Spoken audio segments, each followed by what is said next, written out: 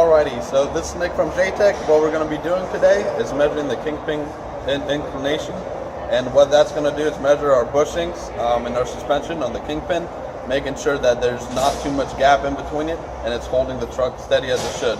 So what you want to do is have the truck be unloaded, let it sit, let the suspension rest, that way the leaf springs are no longer under load and they can go back to its form without the metal being all compressed.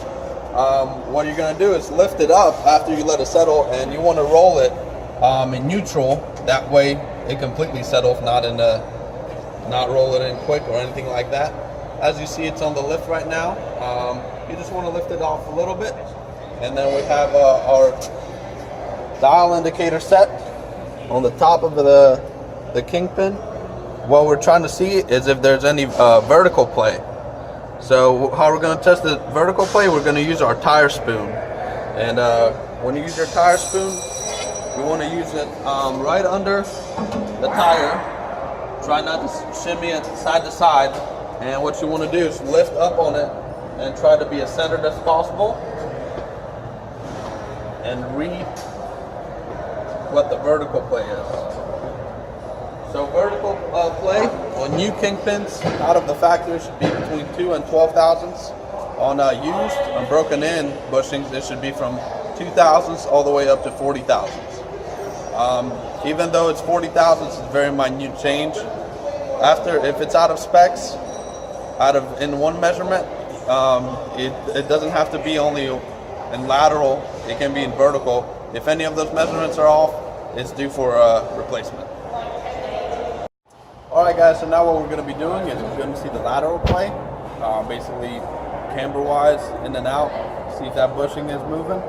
So we have a little diagram over here of our kingpin. This is the housing. The kingpin itself is in there, and there's little keeper pins holding it in, which screw in from the sides. And then we also have a zerk fitting to grease it on the top there. So what we're going to be measuring is to see if the little bushing in between this kingpin, it has appropriate amount of play in it. If we have too much play, obviously our tire is not going to stay put, and it wouldn't work as well suspension wise, running over bumps or driving. So these little pins, you basically would have to replace your kingpin if it doesn't pass this test. So we have it set up over here with our dial indicator. As you see, this time around the dial indicator is pointing sideways, and what we're going to do is we're going to nudge it from the top of the tire, and if you see there, it's about 6 thousandths of an inch of play. Our specs from the manufacturer, brand new, are from 2 to 18 thousandths, and brand new are from 2 thousandths to all the way up to 40 thousandths. So we're good on that. Our kingpin doesn't need to be replaced. And now we're going to move to the bottom bushing on that kingpin by moving the dial indicator the opposite way.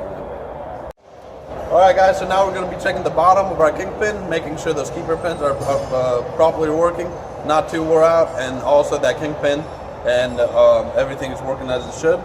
This is a used kingpin, so we're looking between 2 thousandths to 40 thousandths of play, and that is the only acceptable. If anything else, even if the bottom side is off and the top isn't, it still needs replacement. So what we're going to do here is set our dial indicator to the bottom. The other time we had to set to the top. What we're going to do is move this tire and check the play.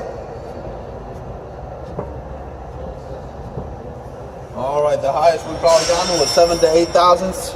It's still within spec. So this kingpin is good, and it's still for operational use, does not need replacement.